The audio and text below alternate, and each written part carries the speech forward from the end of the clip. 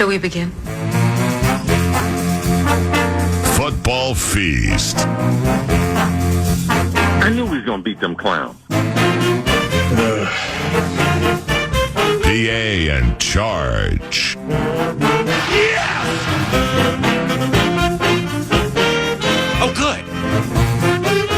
Thank you. All I can say is, wow. Hold on to your butts. Let's go. Let's go, everybody. Let's go. Good morning. Keep listening to 9 to noon. I'm a kid, so I call it KFAN. Fire away.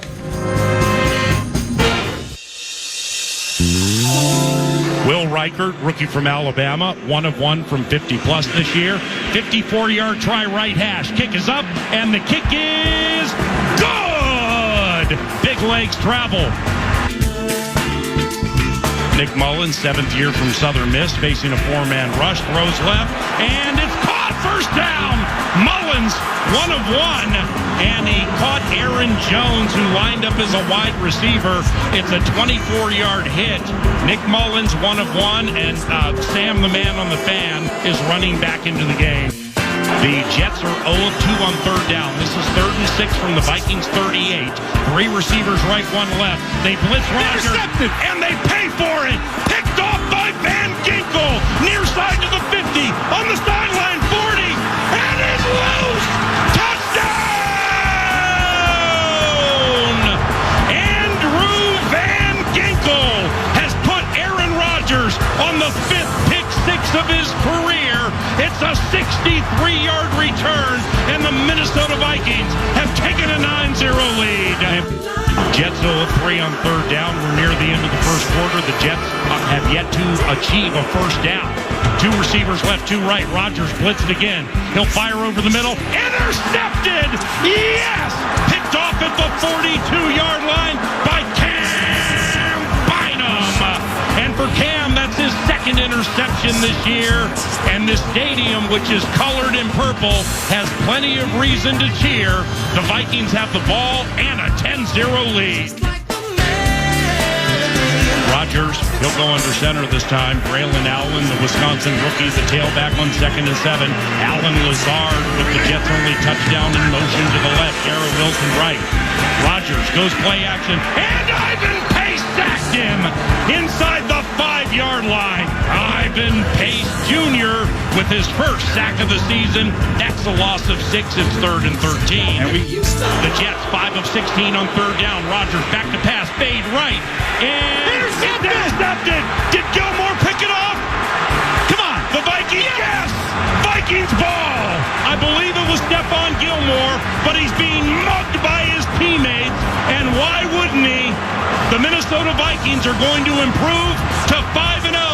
Stephon Gilmore, with his first interception wearing the colors, has sent the Vikings into the bye week with an interception of Aaron Rodgers and what will be their 5th consecutive victory. Well done, young man. Hey! What's going on, Buffalo Wild Wings Monticello? Hey! Welcome, good morning, and welcome to the Friday football. It's the feast. That's Paul Charchian, ladies and gentlemen, GuillotineLeagues.com, and I'm Paul Allen. We got J-Dub Engineering in second to none fashion. The street team is here to serve you. Abby and Cody on the scene. And this is FM 100.3 KFAN, your home for Minnesota Vikings football. Oh, wait, hold on. Your home for undefeated Minnesota Vikings football. Undefeated. And they plan to stay that way this week. And, hey, Charch, what's going on, brother? I am basking in the glow of entering week 7 without a loss. This is turned into an absolute knife fight in the NFC North, and we are going to have so much fun between now and the end of the season, seeing how this division is going to shake out, how many wins the team can cobble together, and the fact that we're here now, and the hard part of the schedule behind us. The other teams in the NFC North have largely played the easy parts of their schedule, or seemingly so. Yeah. Man, there's just a ton of reason for optimism right now. It's a great time to be a Vikings fan. Well, the room, Buffalo Wild Wings Monticello, packed as usual, and we thank you for that. I mean, what an absolutely Every single time. Yeah, fantastic turnout. I mean, we have a couple of extra chairs up here. Shoot, we should sell. We got a couple of extra chairs and a bottle of bourbon. Yeah, I mean, that's not a radio show. That's a party. It is a party in here. Is it a party in here? Into this Lions game? Yeah. Monticello knows how to bring it. Undefeated. The room's all hyperactive and jacked up for Minnesota Vikings football this weekend, and why not? Let's get you jacked up again and just kind of build it up, all right? Everybody's all wide-eyed and super excited. Your team is 5-0 and undefeated. How about that? If you beat the reigning division champions this weekend, if you beat the Motor City Kitties this weekend, the reigning division champions of the world, then you improve to 6-0. Which would be the same start as the 2009 Vikings with Brett Favre. Yeah. Can I get a witness? Got a lot of good memories of most of that season. That's the common thread. Then you beat the LA. We got 2 games in 5 days, by the way. You beat the LA Rams Thursday Night Football SoFi, and then you improve to 7-0, just like the 2000 Minnesota Vikings. That was the team that lost 41-0 to Lomas Browns, New York Giants in the NFC title game. But still, if you can get to 7-0, wouldn't you love that? Wouldn't everybody love that? Forget about 2000, man. And then if you can beat the Indianapolis Colts at U.S. Bank Stadium, say this team gets to 8-0. That would be better than the 98 Vikings. It would be just like the 1973 Minnesota Vikings, who happened to make it to the Super Bowl. Can I get a witness and a raucous round of applause, Monty, Buffalo Wild Wings Monticello? Yeah, that 98 team, the Moss Rookie Year team, won 7 consecutive, then took a loss at Tampa Bay. 09 went to 6-0, and then took a loss at Heinz Field at Pittsburgh. Chad Greenway will join later. He was on that team. And those are historical landmarks for which we are shooting into this weekend's game against the Detroit Lions. Charch, and good morning. Yeah, nobody's looking past this Lions game, obviously. This is an absolutely epic game that will go a long way towards determining who's going to win the division. It's only week 7, but this is absolutely pivotal if you want to get to the end of the season as the division champion. As the identity of fantasy sports in the upper Midwest, and that would be, hey, Paulie Wale! I mean, seriously, the potential offensive output in this game. I mean, now, granted, the Vikings defense giving up like a 67 rushing yards a game, 3.5 yards per carry. I think the team has allowed 1 rushing touchdown, tied for first in the league. 15 rushing first downs, number 1 in the league. So against the run and overall defensively, there have been a lot of bouquets and accolades this year. Likewise for the Detroit Lions and some things that they've done defensively. Well, that was the case to a certain extent last year, specifically with the Lions late in the season when they met. And the Lions were trying to sharpen the metaphorical metal to get ready for the postseason. So to figure this out for me, in 2 games against the Detroit Lions last year, a season where the Minnesota Vikings are wheeling through 4 quarterbacks, probably not going to make it to the playoffs, get blown out at home by Green Bay, and there's your dagger. In 2 of the final 3 games, both against the Lions, Nick Mullins, quarterback for the Minnesota Vikings, threw for 807 yards against a team that almost went to the Super Bowl and played all of its good players, including Aiden Hutchinson, who won't play in this game, who won't play the rest of the season, sadly. But Nick Mullins, your backup, 807 in 2 against the Lions last year. Here comes Sam, the man on the fan, with JJ and Addison and TJ and Aaron Well, that nice offensive line, and here comes Sam, the man on the van. Well, this was the problem that Detroit had last year, and it's what stopped them from going to the Super Bowl. Was their secondary was awful last year. Now, since then, they have completely rebuilt the cornerback position. They brought in Carlton Davis via trade. He hasn't been very good. They drafted in the first round Terrion Arnold.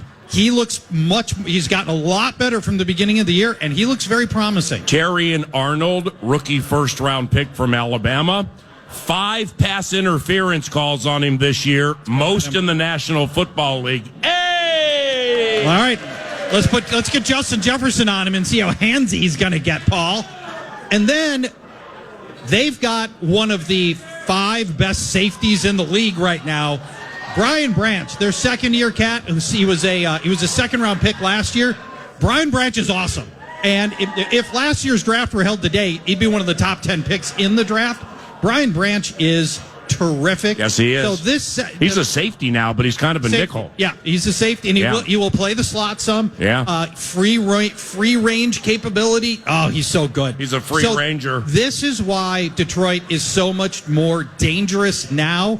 They don't have this weak link that every team could exploit like they did last year in the secondary. Right. You're going to have to beat the Lions some other way. Their run defense was great last year. It's better this year. We'll talk about that later in the show. Right. This really is the Dan Barrero copyrighted team without a weakness. Yeah. There isn't an obvious weakness on this roster. You just have to go be the better team in every phase. Kevin O'Connell, head coach of the Minnesota Vikings, certainly not speaking for him, certainly not speaking for the team, just kind of riding a vibe. He doesn't care about that newfangled secondary for the Detroit Lions. He led a team last year against a team better than the Minnesota Vikings that had a backup quarterback throw for 807 yards over the course of 2 games. Kevin O'Connell, head coach of your favorite football team, he ain't tripping on this Detroit Lions defense. Either is Justin Jefferson. The last 3 against the Lions, Jefferson has averaged 185 yards a game with 2 touchdowns. Oh, and by the way, he mixed in a career-high 223. Now we lost all those games. That's a separate part of the conversation, not for a Friday football feast at Monticello, kind of the pep fest into the weekend. And good morning. You may have seen the Kevin Seifert tweet from yesterday. Mm-hmm. Justin Jefferson has more yards through 8 games than against the Lions than any player, any receiver in the history of the NFL has in 8 games against any opponent. Unbelievable. Justin Jefferson owns this team. He's JJ.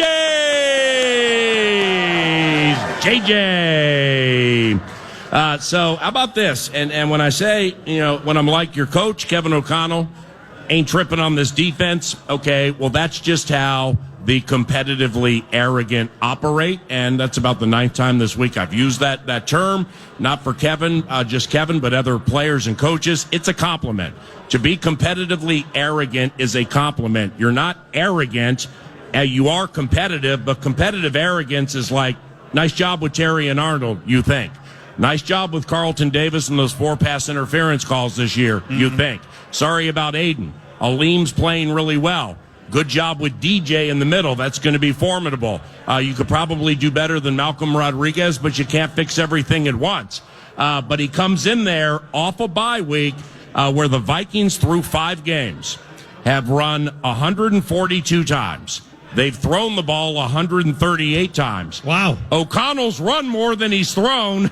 Who is this team? Well, you know what it is. Until now. Well, probably. Yeah, I mean, the game script has been so ridiculously positive for the Vikings that they're up by 17 at half, and they're running the ball way more than what Kevin normally would. But it's been a luxury to be able to do that. Well, this team, the Lions, though, Paul, you're going to be trading punches all game. I don't see either team getting up by 17 here. Well, injuries are a legitimate factor in this game. I mean, losing Aiden Hutchinson for the season, and the Vikings get the Lions the first game without the top or second best defensive end in a 4-3 set in the National Football League. Aiden Hutchinson potentially was en route to National Football League Defensive Player of the Year. Okay, that's the kind of season he was having. By the way, as an aside, with Hutchinson down, perhaps the new favorite at this moment to become, you know where I'm going, become National Football League Defensive Player of the Year.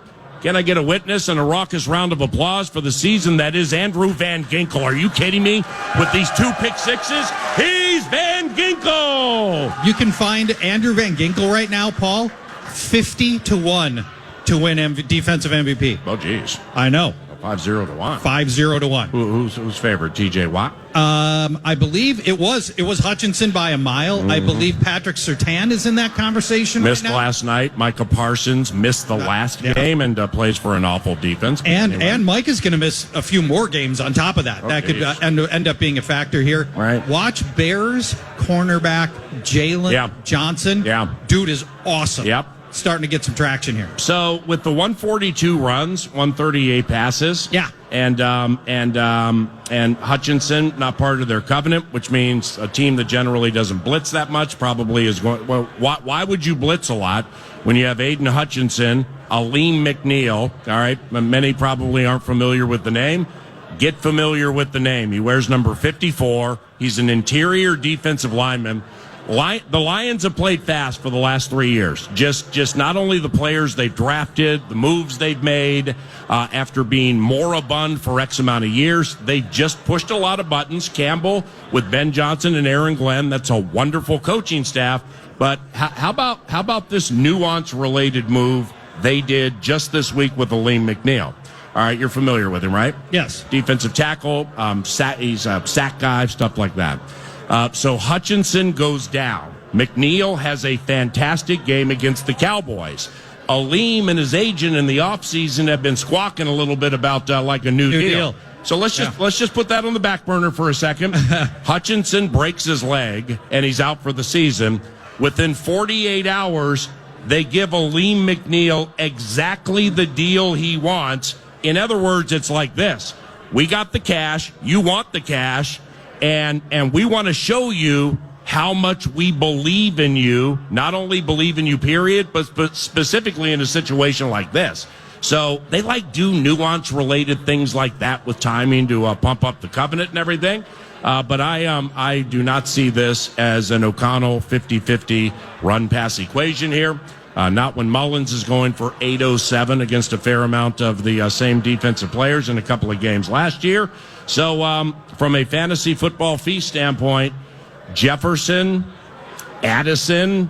I like Addison a lot in this game, Paul. Amon-Ra St. Brown is an every week use. And I love him in this matchup. And Laporta caught fire last week. I mean, and Montgomery and Gibbs. So now we're not trying to put together the best fantasy football team ever here and root against the Vikings.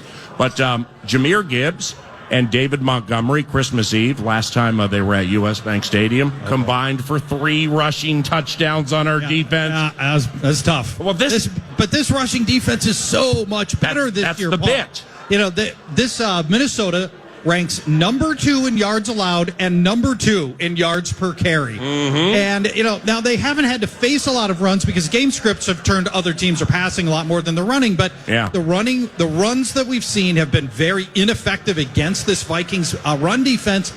I believe they're giving up 3.5 yards per carry. It's 3.6. 3.6. Yep. It has been a fantastic set of games for this run defense. And Detroit, they love to run the ball. I mean, it's as good as all the weapons they've got at receiver. Dan Campbell wants to run the ball. That's where it starts. And where you can get them out of what they like to do is take away the run. Right. And go find out what they can do if David Montgomery and Jahmyr Gibbs aren't having success on the ground. Yeah. Where do they go then? Because that almost never happens. Well, and you're right. I mean, O'Connell kind of validated that Tuesday, 9 to noon when we do X's and O's, about just how it starts with their running game. But, since we're doing a little introductory Buffalo Wild Wings Friday football feast, Monticello, it's jam-packed. For that, we thank you. And everybody's all wide-eyed and wound up for the Vikings game this weekend. That's cool. Since we're doing kind of an introductory situation to some Lions, 54, Aleem McNeil. Here's somebody a majority of the room probably hasn't heard of unless you follow it really closely. And he's going to be a major factor in this game off what Charchy just shared. Number 70 for the Detroit Lions. His name is Dan Skipper. Okay? Dan Skipper. He's a beef eater. He's an offensive lineman. They use him a lot in the game to create 6 offensive linemen, and then they might even throw a tight end in there just to show off, and then they run or pass behind it, but generally run So like fantasy football freakazoids, when you see David Montgomery with this Red Sea parting like hole, or Jahmyr Gibbs with the same situation, that's generally because Penei Sewell, Dan Skipper, and somebody else have just washed out humanity, and there's just a major hole for these beefeaters, for these running backs to get through. So that you're right about the running game. But when 70 checks into this game, hide the women and children, because this is going to be a fist fight. Yeah, it's that's where they love to get the ball inside the 5 and then just power you down as a defense and find their way into the end zone. They don't tush push. They just beat you and let David Montgomery bang the drum into the end zone, and it happens all the time. It's a common theme. They go tackle eligible a lot. They bring in extra men. The jumbo package is as effective for them as it is for any team in the league. Jumbo. And yeah, that's the old Skipper effect. It's a real thing, and it's a problem because you don't often have enough big men to counteract what he can do. And if my memory serves, by the way, they've thrown him in as a fullback on a couple of plays as well. Yes. And so off that run-pass ratio, I just don't see it being close to 50-50 this game. Aaron Jones' status is very much in question, in my opinion. Yep. Likewise for Hawkinson, I wouldn't count on him, but he's very close. And I truly believe O'Connell is looking to obliterate them with Jefferson, Addison, maybe Cam Akers. If he's in the mix, why Cam? Because Kevin loves him, and he knows how to play the game.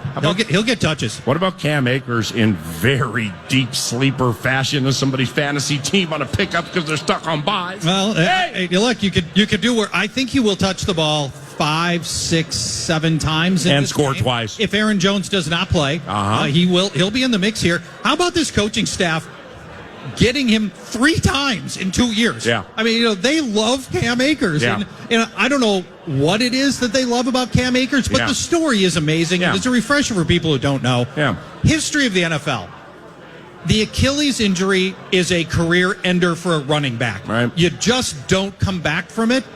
He came back from it once with the Rams, blew out the other Achilles, and he's back playing again. Right. I mean, it's just nobody has ever done this. Yeah.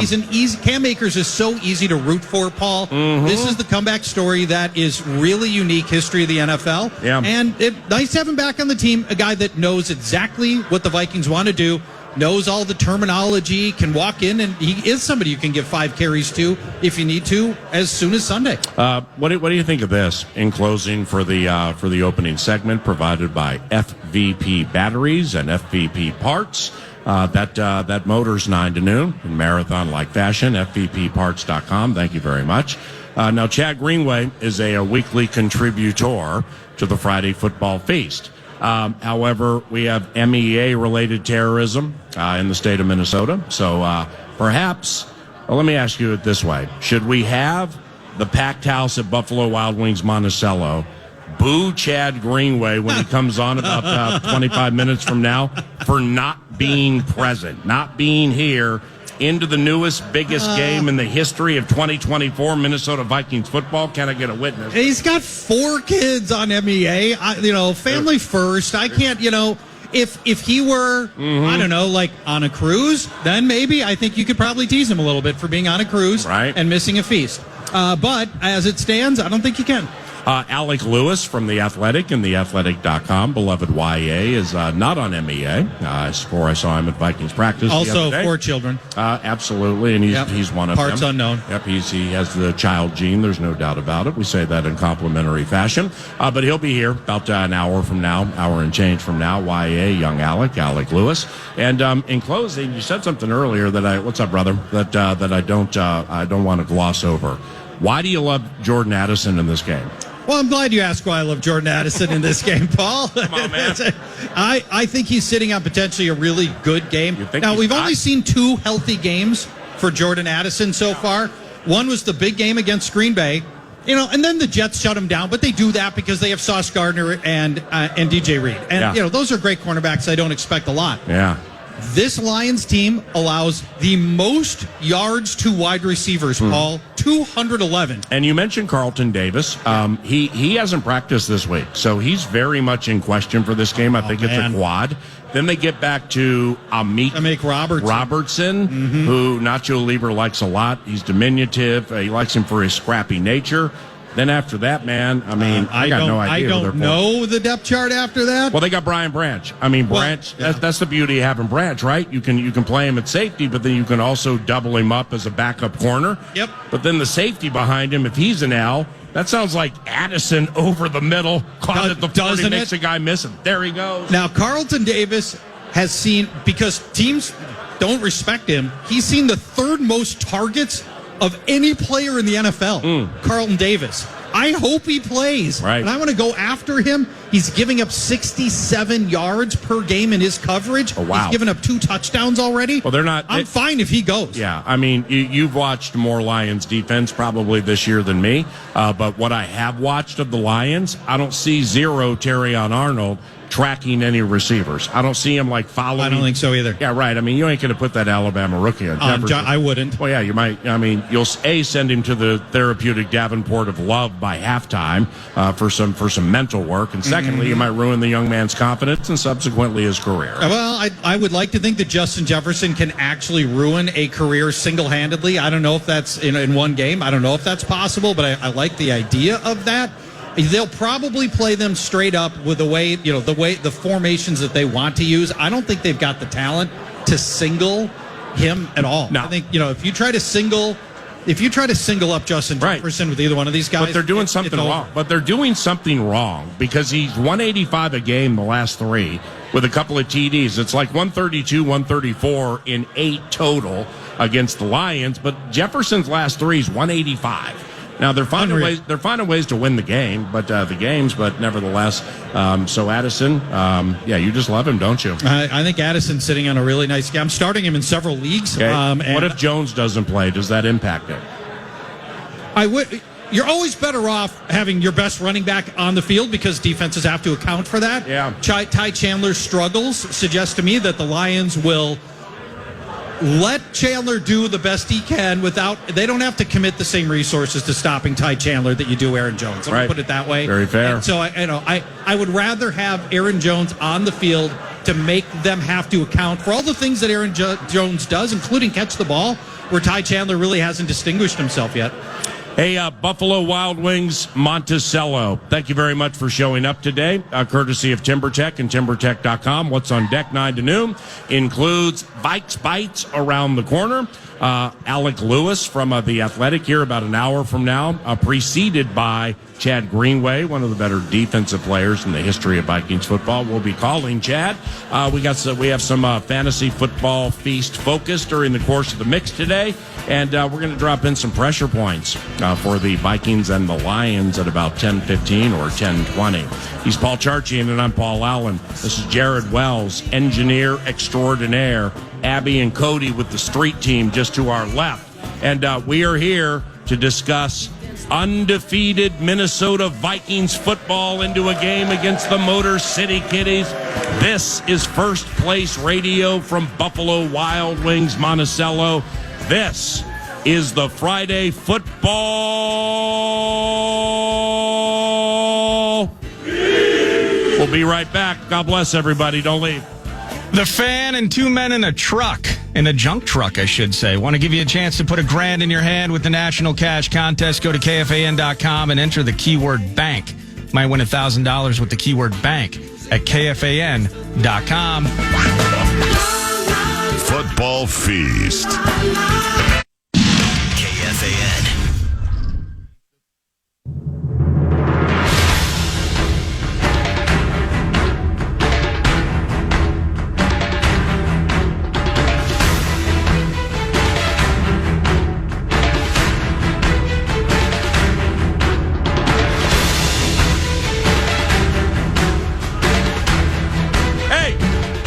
The producer for 9 to noon, mad producer, Eric Nordquist. Well, the corner offices never let him come to Buffalo Wild Wings, even though he likes wings and he likes our beer and everything that goes with Buffalo Wild Wings.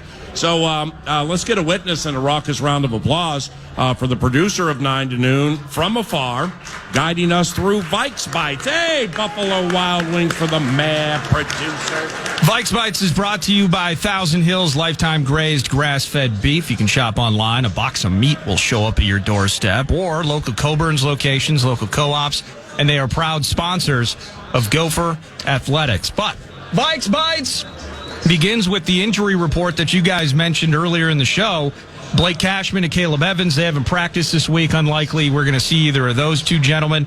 But I'm curious, first to UPA, Patrick Jones popping up with this shoulder, Harrison Phillips with this shoulder. Right. I thought we were supposed to be more healthy out of the bye. The guy that leads the team in sacks, who thought we'd be sweating the health of Patrick Jones? But I need Patrick out there on Sunday. Where are we at with him? So I don't step on your injury-related touchdown call. Are you just doing defense now, then like following it up with offense? That is correct, yes. Okay, right, because the offensive side of it's super dicey. With Jones, yeah, that caught me off guard too, and I was out there yesterday, so I saw Harrison Phillips out there. I think he went to limited.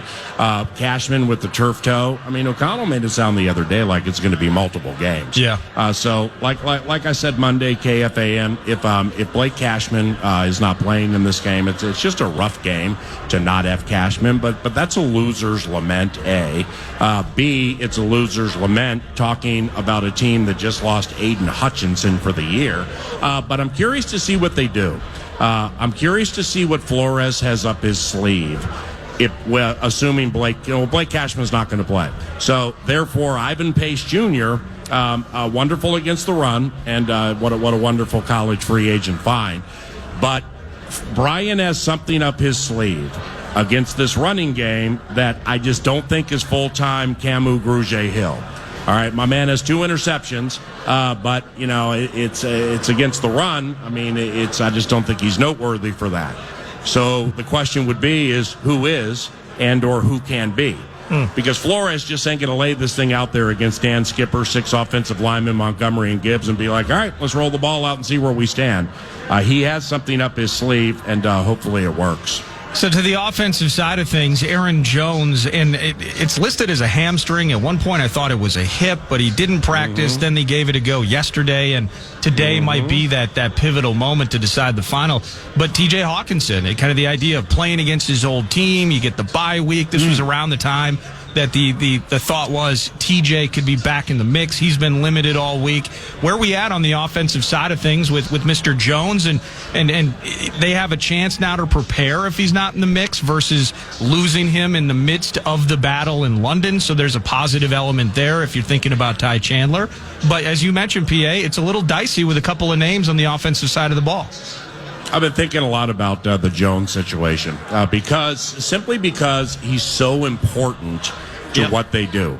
Now, you know, I think he was on the Mike Hughes Memorial Field on Monday. Then we might have been limited the last couple of days, and I wouldn't be surprised if he practiced today.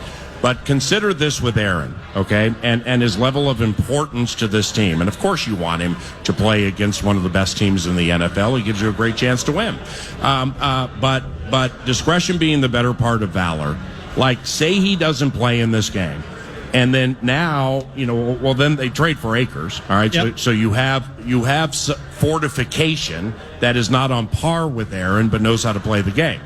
But then you have 2 games in 5 days. Okay, and then after that, you get that mini bye. So you would have the London game, the hammy or whatever it is, and then the bye, and then so it basically would be like if he didn't play the next 2 games, just being uber cautious to get it 100%. Well, then he'd be missing 2 games in a month. And you can win both games without him. You can go 1-1 without him. Mm-hmm. You see what I'm saying here? Yeah. The fact that he's out there practicing is encouraging, but I'm not completely sold and over the hump that he's going to play this weekend. Yep, agree. Now, granted, I'd rather have him against the Lions than the Colts. Yeah. But life doesn't work that way. We got the Rams Thursday. Rams Thursday. Thank you. If it came down to one or the other, we need him more here than we will to beat the Rams, but life doesn't work that way. Timelines don't work that way. And just given Aaron and his history of getting dinged up and nicked up, I just feel like you're probably going to play it safe. Now, the Packers are about as conservative as any team in the league about resting their injured players. Right. And so they would almost always rest Aaron here. Yeah. Maybe Aaron doesn't feel like that's the right thing for him. Maybe he surprises us. He goes out there and gives it a try. We just don't want to reset a 3-week injury on a new 3 weeks. Right. And that's the danger. And see, that's what I was getting into, because like this staff here, Jefferson with the hamstring last year. Yep. It was an elongated break, and I just remember either behind the scenes or on the record stuff constantly hearing he's not back out there till he's 100%. Right. So if Jones is not 100%, where you knew, like you said, you get him out there, things look good. Then all of a sudden, Lee McNeil hits him the wrong way, and we have hamstring hip-related terrorism again, and we're losing him for 4 games.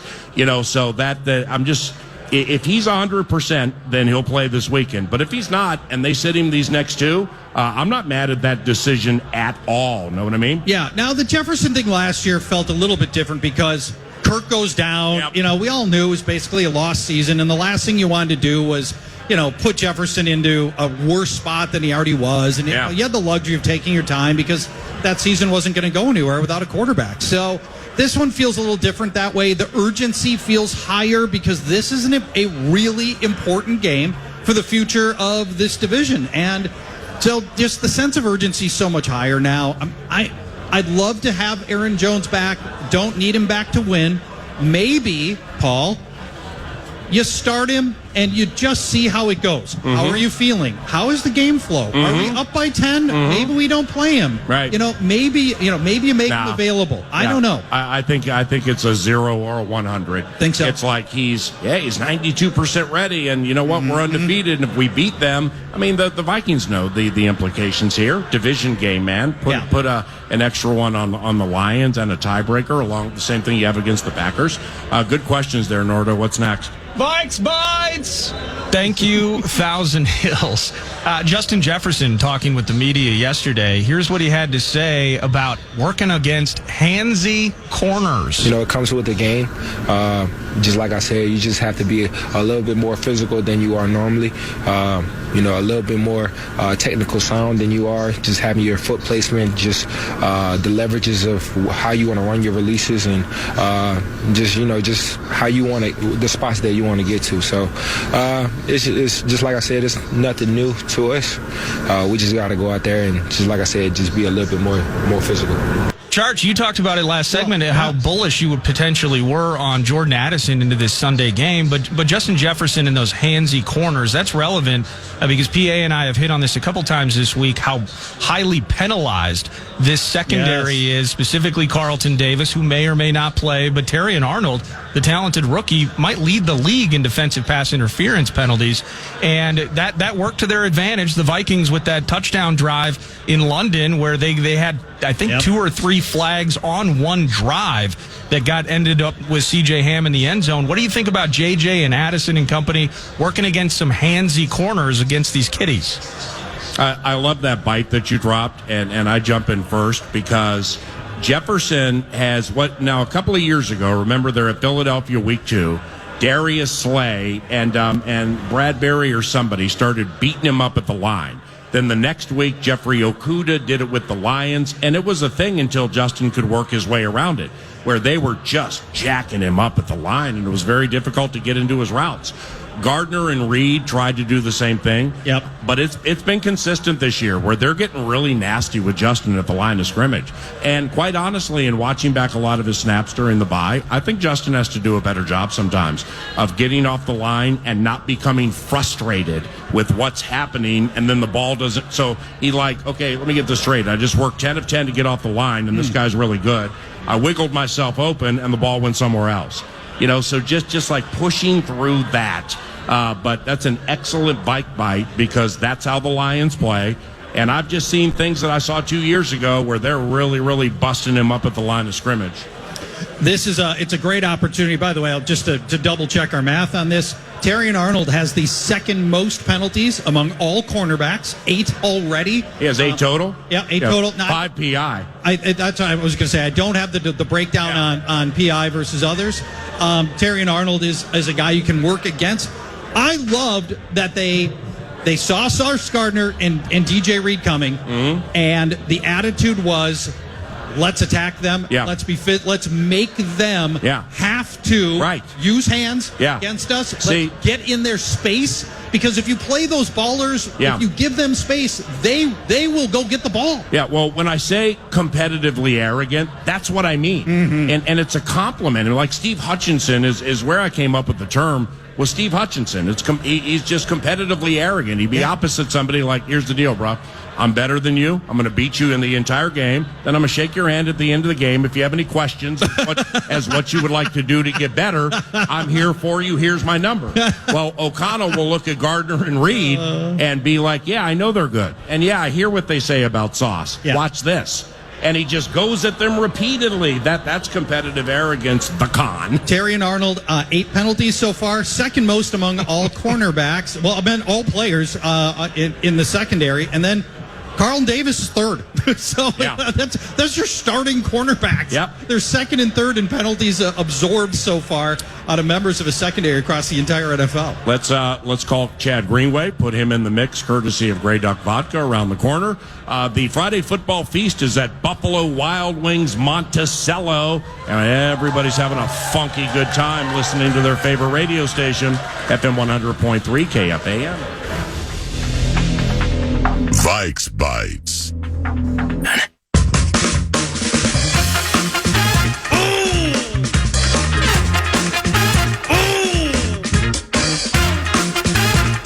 Jack Greenway, one of the better defensive players in the history of Minnesota Vikings football, is a weekly contributor to the Friday football feast. But it's MEA week, and he has children, so he's not able to be with us now. But courtesy of Grey Duck Vodka and Grey Duck Spirits, here comes the game changer, Chad Greenway. What's going on there, my brother? How you been? I'm doing great, man. It's a big week. Detroit Lions week. We're fired up. Weather's holding. Almost deer hunting season. We're good, man. Did when you played and as a linebacker, did you like let's use the term slobber knocker? Did you like slobber knocker type games like this, where you know there's going to be an extra offensive lineman, number 70, Dan Skipper? They'll go unbalanced. They want to run. Montgomery's got a little powerhouse to him. When you would get ready for a game, Chad, and you knew it was going to be physical like this one, did you prefer those? You know, I preferred them from the standpoint because I thought it was easier to prepare for, because you could get your reads, you knew what to expect. When they bring the extra lineman in, it sort of reduces their playbook into a certain amount of steps they can run. It comes down to more of a physical attack, less mental. If that makes sense. If you get teams that are going to spread you out and give you multiple formations and do all sorts of, window dressing and different motions, then it gets hard to prepare for, and then you're out there reacting. So it becomes a bit, it's mental and physical. But yeah, this is it's all physical, man. It's like, we're going to know what they're going to do. We're going to know the different runs they're going to have. We're going to know how they're going to use that extra lineman. And now it's about just making tackles and making plays and being physical at the point of attack, which, we've been really good at this year. Chad, when you were playing the Lions for a long time, by and large, they were bad for most of that time. What is it like? Is it different when you're playing a team that continually is not really in the mix and not a very good team? And obviously this Lions and this team is totally different now, but when you were playing them, they were by and large bad teams. Yeah, they were. It's hard to prepare for teams like that in the NFL, because everybody's got enough talent to beat you, and you sort of lose a little bit of an edge, even though as you're a pro, and we've talked about this Charch over the years, as you're a pro, you should always be ready. But just that mental kind of takeaway is that, well, they're 1-7, we're this, whatever, and you're not as prepared. I can tell you, this Lions team is different because of that head coach, and those guys believe in him. Those guys, they want to play for him, and I think when you look at a football team, and you can look at our football team this year and say the same things, is you want to be hard to beat. Even if you don't play your best football, be hard to beat, because teams will find a way to win. And I think that's how you describe this Lions team under Dan Campbell. Is just a team that's going to play hard, physical, hard-nosed football, and they're going to be tough to beat down the stretch. So it's going to take our best game. It's going to take our best home crowd, all the good stuff. So bring it this Sunday. Yeah, this is now. Do you wish that? By the way, do you wish you'd played for Dan Campbell or had the opportunity to play for him? I mean, he just seems like the kind of guy you want to play for, right? Oh, no question. He's played, so he has the understanding of what it's like to be a player, what your body feels like in the end of season or late season game, like what it's like to play through injuries. Like, guys look at coaches like him who get it and can understand, and they want to play for guys like that. And, when you can blend that sort of tough mentality, grinder mentality, but also say, like, hey, guys, I got your back, and you love him like a father figure, like a brother figure, those are the best kind of coaches to play for because you will literally just lay it on the line for them. And I think KOC is developing a lot of that same mentality as a former player that I'm starting to see in our own team. And to me, that's exciting because when you get guys that are passionate about playing for their coach and playing the right way and playing and doing hard things, I think it just breeds a really good football team that'll actually be really consistent as well. They definitely miss you here at Buffalo Wild Wings Monticello, Mr. Greenway. In fact, one of my favorite stops, guys. One of my favorites. It's the best spot up there. Yeah, it's beautiful. And when we walked in, I've lost count, but at last check there were 16 52s looking for signatures, and actually a couple of people here looking to drop $100K each into Grey Duck Spirits as an investment standpoint, but only if you were here. So they've left, and but you know what? They'll catch you. They'll catch you next time. Hey, I mentioned that unbalanced offensive line bit. Dan Skipper, number 70, they do it a fair amount and they do it effectively. When teams put that extra beef in, is how agitated or nervous do players and or teams get that they're going to throw out of it? Because with the way they're running, it's just in what I've watched of the Lions, it's the way they're running, and then they use the extra offensive lineman. It's really opened up their play action game. I mean, wonderfully. But like, how much stress does that put on a defense, the extra offensive lineman? That is the piece that you can't account for, Paul, when you're going against an extra lineman and you kind of feel like you know the idea and the read. It's like, well, you actually want to look and be very careful because all of a sudden they put a receiver outside and you're in man coverage and you have your eyes inside on the run, and all of a sudden you get in trouble. You get a step behind, and you're beat. So that is the one caveat and the read is you have to be really smart with your eyes and really disciplined defensively. And oh, by the way, Goff is only like the best play action passer in the NFL right now. So no big deal on that one. That's what they do well. They've married up what their players do well with their system and scheme. And that's what makes them hard to defend. Now, how you counteract that is obviously being a team that's just going to get after each other all the time. And defensively, we've shown to do that through these 5 games. Is we're going to get after you one way or the other. And I love that mentality of us being aggressive defensively. When you play a team that's got two different very good but stylistically different running backs, like David Montgomery and Jahmyr Gibbs. Montgomery is a pounder. He breaks tackles. He looks for contact. Jahmyr Gibbs is lightning fast, and he can make a one-cut move, and suddenly you're looking for your jock on the 50-yard line. Defensively, do you change mentally, play to play? You're looking at who's on the field. Do you change up mentally what you do based on which running back's in the game? Absolutely, because what film will tell you is you're going to have two different systems for those guys, and they're going to run similar plays in some cases, but the majority of those guys have a book on them that, hey, you're going to run a physical package, you're going to bring them in with the extra lineman, you're going to run more interior, and then obviously your spacey or the guys in your jitterbug outside, you're going to give them a whole different playbook and maybe spread them out a little wider, give them opportunities to catch the football in space, and those guys, quite honestly, are the challenge. I mean, it's one thing to be physical for a full game and to continue to battle, but the other thing is that you hit a jitterbug out in space and you're a linebacker. There's nothing scarier than that, man, because those guys can go, and it's a challenge, and that's why you have those counteracting styles. You got to prepare for it all, and that's really, really hard to do, and that's what makes this Lions team so good, especially with the play action passing game that Goff has. Last one on football. Darnold into the bye. No touchdowns at London against quite honestly a stingy Jets defense, and 4 down linemen who, when they're all healthy, they rush really well with just those 4, and they'll drop 7 with that Tampa 2 stuff. But Darnold out of that Jets game into this one. What's your level of trust, and is it all status quo with Darnold for you? all status quo. I mean, this is the point of the season when you go get to these games is you can't have reservations about your team, and your quarterback specifically. You got to be all hands on deck because you're going to need the entire playbook, and you're going to have to trust him in big spots. And I think when you look at potentially having, I'm not sure where Hawkins is at. I haven't looked at the injury report and what he's going to get him at all, but you have to trust your guys outside to win. And when you get one-on-ones, you got to let those guys let it rip. And you trust Darnold, and they've done a good job of doing that in a very methodical way where they put him in safe spots and let his athletes go win for him.